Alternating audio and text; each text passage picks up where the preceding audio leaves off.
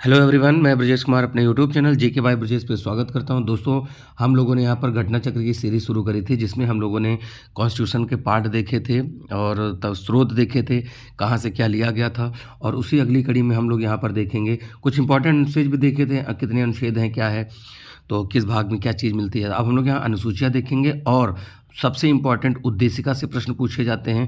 ठीक है, जैसे अभी आर ओ में पूछा गया था कि आप पंथनिरपेक्ष लोकतांत्रिक गणराज्य, उसको तो आप सीक्वेंस में लगाइए। तो उद्देशिका में बारे में देखेंगे कौन कौन से शब्द हैं, कितनी बार वर्णन है, कितनी बार अमेंडमेंट हुआ है, तो उसी को हम लोग यहाँ पर देखेंगे। तो चलिए शुरू करते हैं बिना किसी देरी के। और जो लोग नए प्लीज़ चैनल को सब्सक्राइब करें और हम लोग क्वेश्चन आंसर के माध्यम से देखेंगे। ठीक है, देखिए पहला प्रश्न आपके सामने यहाँ पर आ रहा है, भारतीय संविधान में कुल कितनी अनुसूचियाँ, तो यहाँ पर कितनी हैं, 12।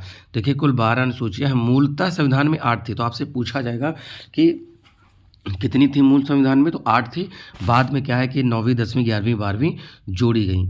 अब फिर वही अगला प्रश्न है कि कितनी अनुसूचियाँ थी, तो 12 अनुसूची थी। अब यहाँ पर देखते हैं भारत के संविधान में कुल 20 भाग हैं। दूसरा कह रहे हैं कि 390 अनुच्छेद है, 395 थे, ये मैंने बताया ही था पिछली वीडियो में। 9, 10, 11, 12 संविधान को जोड़ा गया, तो ठीक है। तो देखिए यहाँ पर 22 भाग थे, लेकिन बाद में टोटल 25 हो रहे हैं। ठीक है, तो 22 भाग अभी बताओगे आप, 395 ये बताएंगे। और देखिए यहाँ पर जो अनुसूचियाँ जोड़ी गई हैं उनका क्रम 52, 53 और 52, 73 और 74 यहाँ पर दिया गया हुआ है। अगला देखते हैं, पूछा गया है भारतीय संविधान की निम्न में दी गई अनुसूचियों में कौन से राज्यों के नाम की सूची और राज्य क्षेत्रों का ब्यौरा देखिए। तो पहली अनुसूची में ही यहाँ पर क्या है कि राज्यों के बारे में प्रावधान है। तो यहाँ पर देखिए बहुत इंपॉर्टेंट है, इसको आप यहाँ से लाइन से ज़रूर से पढ़ लें, क्योंकि ऐसे ही प्रश्न आपके वहाँ पर मिलने वाले हैं।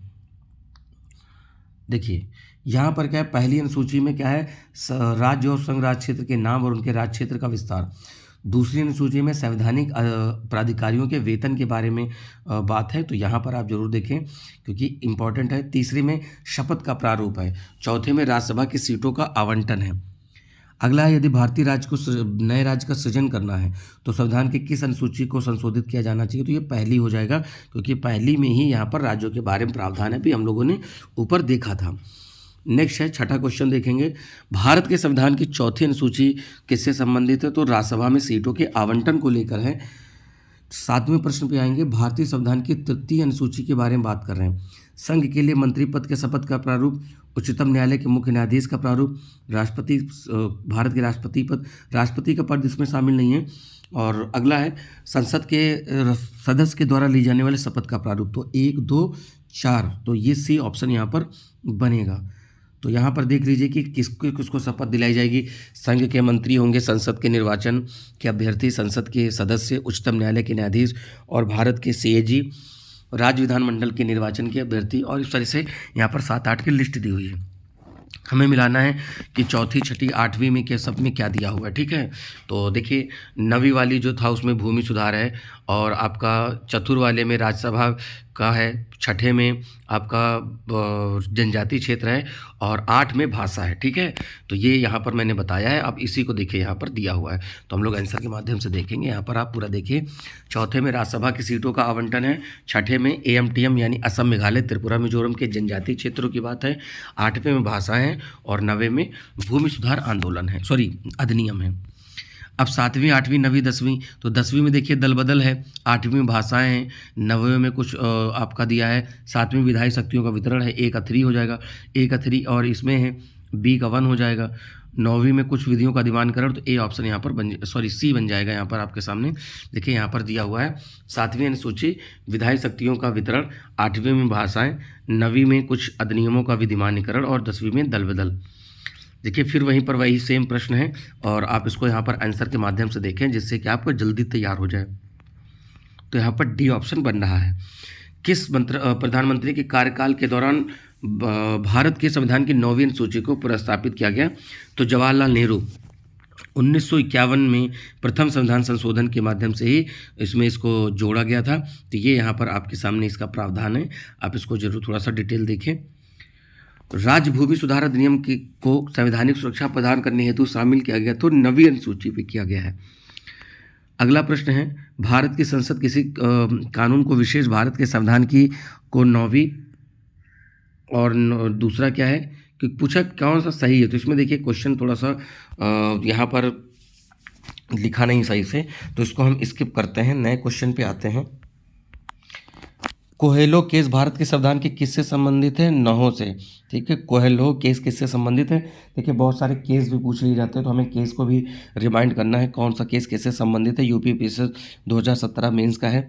संघीय सूची, राज्य सूची, समवर्ती सूची। तो देखिए संघीय सूची के 97 हैं, राज्य सूची के यहाँ पर आपको 66 मिल रहे, समवर्ती के 47। तो यहाँ पर आप देख लीजिए, तो राज्य सूची के 66, समवर्ती के 47। अभी वर्तमान में गणना के अनुसार ये बढ़े हैं, तो पहले लेकिन जो प्रारंभिक प्रविष्टियाँ थी यही थी।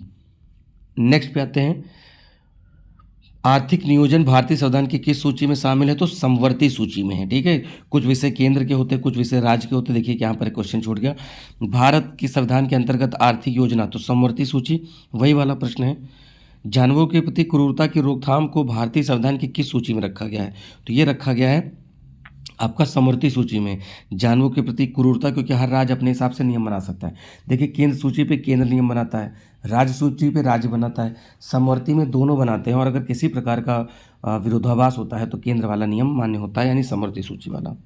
अगला है कौन सा विषय समवर्ती सूची का है? तो आपराधिक मामले का है, क्योंकि देखिए हर राज्य की पुलिस और हर राज्य में थोड़े कुछ नियम अलग होते हैं।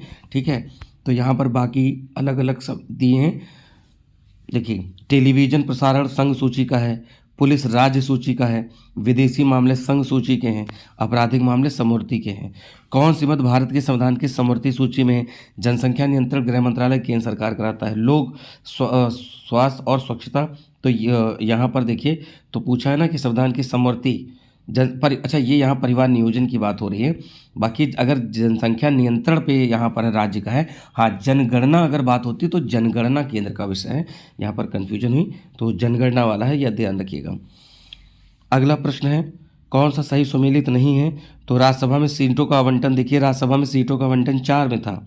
ठीक है, तो देखिए सार्वजनिक स्वास्थ्य के लिए 7वीं अनुसूची ठीक है, जनगणना के लिए 7वीं सूची, संघ अभी मैंने बताया था संघ सूची में आता है। राज्यसभा का सीटों का आवंटन 4वीं में आया, दल बदल 10वीं में आया। कौन सा विषय समवर्ती है? तो शिक्षा, तो यहाँ पर बी है समवर्ती, मतलब केंद्र राज्य दोनों नियम बनाएंगे, किसी विरोधाभास की स्थिति में केंद्र की बात मानी जाएगी। तो देखिए 42वें संविधान संशोधन से इसको क्या किया गया? समवर्ती सूची में डाल दिया गया। अगला प्रश्न है शिक्षा, जो प्रारंभ में राज्य सूची का विषय था उसे समवर्ती सूची में कब किया गया? तो 42वें संविधान संशोधन के द्वारा 1976 में स्थापित किया गया। अगला प्रश्न है दोस्तों, भारतीय संविधान के किस संशोधन में वनों को राज्य सूची से समवर्ती सूचित किया गया? तो 42 में किया गया है। तो वन को 7वीं अनुसूची के तहत राज्य सूची के विषय के रूप में शामिल किया गया है। ठीक है, और अगर हम वन की बात करें तो वन इस समय हम लोग के यहाँ 24.62% है, ये भी याद रखिएगा, क्योंकि ये भी आपसे फॉरेस्ट रिपोर्ट आती है। भारत के संविधान के अंतर्गत विषय तथा संबंधित सूची के बारे में कौन सा सही नहीं है? तो कह रहे हैं वन समवर्ती सूची, शेयर बाजार समवर्ती सूची। तो देखिए यहाँ शेयर बाजार जो है इसमें नहीं आएगा, शेयर बाजार जो है और डाकघर बचत ये संघ सूची के विषय हैं, तो शेयर बाजार को आप क्या करेंगे? समवर्ती की जगह संघ कर दीजिएगा, बाकी सही पर मैच किए गए हैं। अगले प्रश्न की तरफ आएंगे, केंद्र सूची, राज्य सूची, समवर्ती और अपशिष्ट कौन किसका है?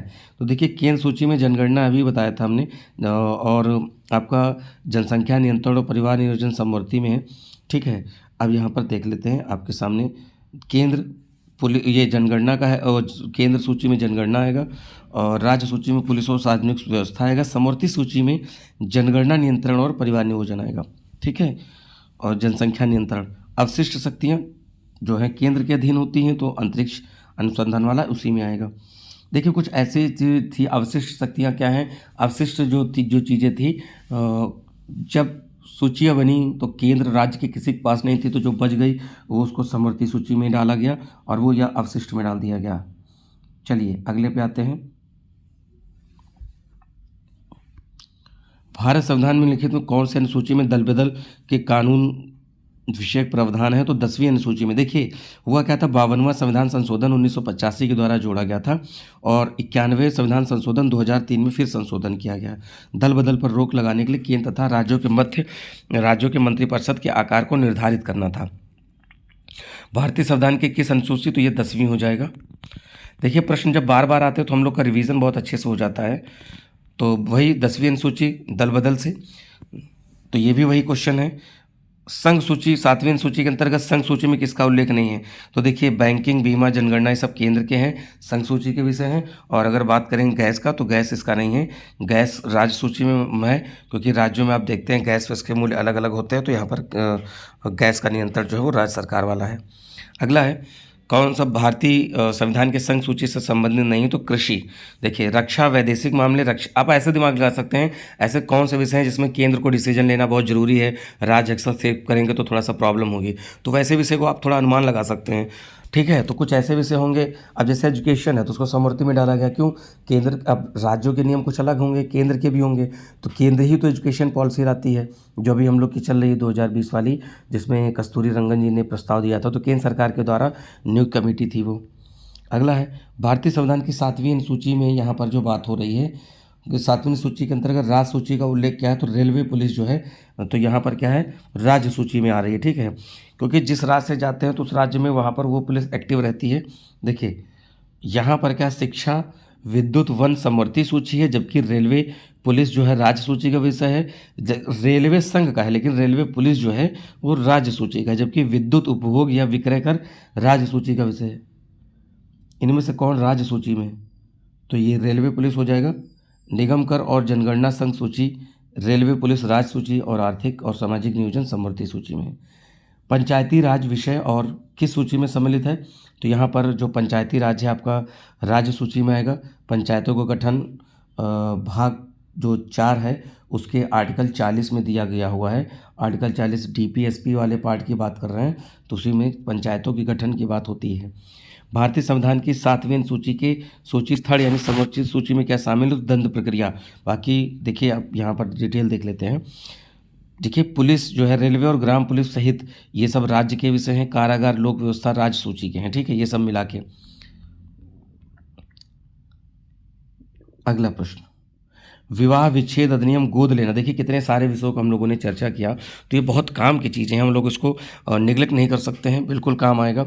ठीक है, तो विवाह विच्छेद और गोद लेना संविधान की जो 7वीं सूची है उसमें है। तो यहाँ पर जो है 7वीं के पार्ट 3 में यानी समवर्ती सूची की बात हो रही है।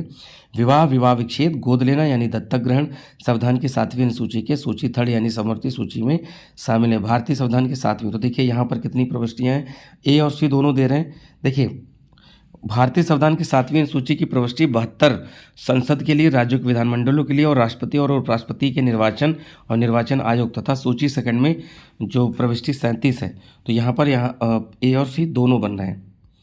सरकार द्वारा शुल्क एवं कर लगाने का अधिकार जो है संविधान की किस अनुसूची में है? तो 7वीं अनुसूची में है। ठीक है, सरकारों द्वारा शुल्क, 7वीं अनुसूची की बात कर रहे हैं। नेक्स्ट बात करेंगे, भूमि सुधार के विषयों के अंतर्गत क्या आता है? भूमि सुधार जो आता है वो आपका राज्य विषय है। भूमि सुधार और राज्य सूची का विषय है। राज्य भूमि सुधार अधिनियमों को संवैधानिक सुरक्षा प्रदान करने हेतु तो 9वीं अनुसूची में प्रावधान किए गए हैं। 42वां प्रश्न है, देखिए अभी हम लोग एक टॉपिक के 42 क्वेश्चन पे आ गए, तो जब इतने सारे सब्जेक्ट, इतनी सारी चीज़ें रिपीट होंगी तो जो आपको याद हो जाएगा धीरे धीरे। तो जितने भी वीडियो मैंने पहले डाले उसको देख लीजिए, मैंने वहाँ पर इंपॉर्टेंट आर्टिकल की बात करी है, कॉन्स्टिट्यूशन के पार्ट, कॉन्स्टिट्यूशन का सोर्स, और इस तरह से मैंने स्टार्टिंग में मैंने बताया है। और हम लोग अभी इसको देख रहे हैं, तो जिससे हम लोगों ने 42 क्वेश्चन किए। इसी तरह ज्योग्राफी की भी सीरीज चल रही है, लैटिट्यूड, लॉन्गिट्यूड, और लैटिट्यूड पे कौन कौन से देश हैं, क्या है, तो वो वहाँ पर आप जाकर जरूर देखें, उससे प्रश्न बहुत बनते हैं। तो वो आपके वर्ल्ड मैप का भी काम आएगा। मैं मैप की सीरीज शुरू कर रहा हूँ बहुत जल्द, तो आप वहाँ से मैप को भी देख सकते हैं। अगला है, तो 42वां है, भारत के संविधान की किस अनुसूची के अधीन जनजातीय भूमि और खनन के निजी पक्षकारों के अंतरण अकृत और शून्य घोषित? तो 5वीं अनुसूची 1997 में उच्चतम न्यायालय की 3 सदस्यीय पीठ ने समता बनाम आंध्र प्रदेश, देखिए केसेस बहुत पूछे जाते हैं तो हमें केसेस भी ध्यान करने हैं। तो देखिए क्या है, समता बनाम आंध्र प्रदेश राज्य व अन्य वाद में निर्णय देते हुए कहा था उच्चतम न्यायालय ने कि जनजातीय भूमि को राज्य सरकार या उसकी एजेंसी द्वारा निजी कंपनियों खनियों को पट्टे पर दिए जाना संविधान की 5वीं अनुसूची के तहत शून्य घोषित होगा, तो यानी कि उनको नहीं दे सकते हैं। तो एसटी की जो भूमि का होता है उसके लिए क्या है कि कुछ विशेष प्रावधान किए जाते हैं। भारत के संविधान के किस अनुसूची के तहत अनुसूचित क्षेत्रों के प्रशासन नियंत्रण का उपबंध है? तो 5वीं अनुसूची। ठीक है। बाकी हम लोगों ने अभी देखा था कि छठी अनुसूची में AMTM यानी असम, मेघालय, त्रिपुरा, मिजोरम, इनमें प्रावधान छठी अनुसूची में है। बाकी राज्यों का जो प्रावधान है जनजातीय क्षेत्रों के लिए वो 5वीं अनुसूची के द्वारा होता है। तो इन 4 राज्यों के लिए छठी है, बाकी के लिए 5वीं है। किसके लिए? जनजातीय क्षेत्रों के लिए। तो यहाँ पर 5वीं और छठी अनुसूची के संबंध में देखिए यहाँ पर क्या दिया हुआ है। तो 5वीं छठी किसके लिए दी, यहाँ दिया है 44 पे हम लोग थे। तो अनुसूचित जनजातियों के हितों के संरक्षण के लिए है।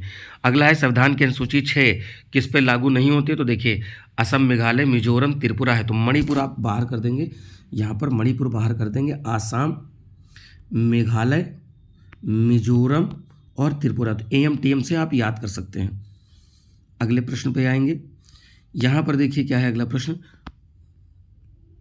भारतीय संविधान की छठी अनुसूची में किन राज्यों के जनजातीय क्षेत्रों का प्रशासन है।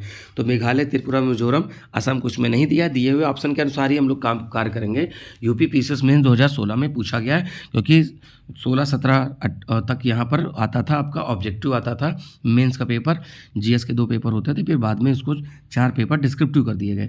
भारतीय संविधान की छठी अनुसूची के प्रावधान किस राज्य में लागू होते हैं। तो त्रिपुरा में लागू होते हैं। ठीक है, मैंने AMTM बताया ही है। ठीक है, संविधान की 11वीं अनुसूची का संबंध किससे है। तो पंचायती राज से। देखिए 73वां संविधान संशोधन जो देश के लिए बहुत अच्छा भी माना जाता है कि पंचायतों के गठन को संवैधानिक रूप मिल गया। तो 1992 के माध्यम से जोड़ी गई थी। 29 विषय इसमें शामिल थे, तो जिसमें मत्स्य, पेयजल, गरीबी, परिवार कल्याण, महिला बाल विकास, ये सब ग्रामीण क्षेत्रों में ये काम होते हैं।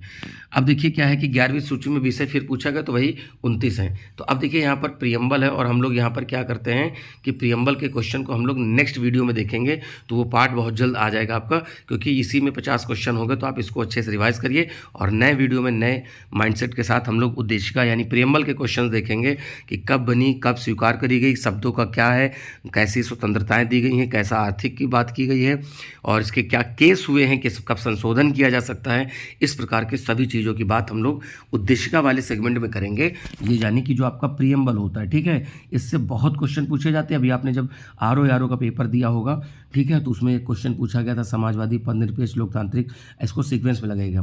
बट यह है कि दुर्भाग्यपूर्ण रहा है सभी छात्रों के लिए कि इतनी मेहनत के बावजूद वो RO का पेपर लीक हुआ, और अभी भी प्रदर्शन जारी है। उम्मीद करते हैं कि सरकार इसको निरस्त करके दोबारा से स्वच्छतापूर्ण वो कराएंगे आयोजन, जिससे कि सब जो ईमानदार परीक्षार्थी हैं उनको लाभ मिले और अच्छे लोग हमारे शासन में आए। ठीक है, तो चलिए हम लोग मिलेंगे अपने नए सेगमेंट के साथ। और देखिए करंट अफेयर की सीरीज चल रही है। मैंने करंट का भी 3 वीडियो डाल दिए हैं, जिसमें से आपके 50 क्वेश्चन डेली के हिसाब से 150 क्वेश्चन हो गए। और ये PCS जो 17 मार्च को प्रस्तावित, उसके लिए रामबाण है, 1000 क्वेश्चन की सीरीज है। तो मिलेंगे अपने नए वीडियो में, तब तक के लिए नमस्कार, थैंक यू, जय हिंद।